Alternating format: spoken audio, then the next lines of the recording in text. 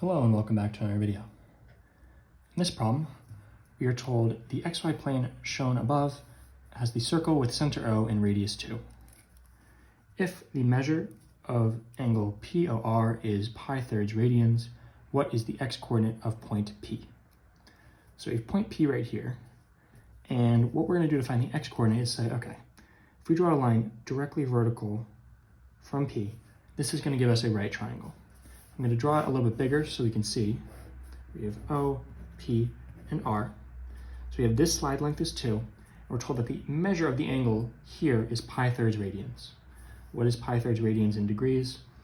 Pi-thirds times the conversion rate is 180 divided by pi. The pi's cancel. 180 divided by 3 is 60, so this is 60 degrees.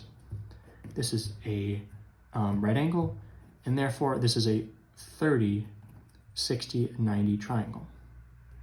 So what is the x-coordinate of point P? We're going to find that by finding the length of OR. Since O starts at the origin, then R is going to be the x-coordinate of P.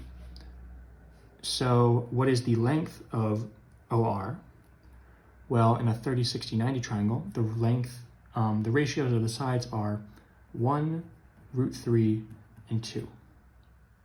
So normally you'd have to multiply by some ratio to get it to match, but here our longest side is 2 and 2, therefore the side opposite 60 is exactly root 3, and the side opposite 30 is exactly 1.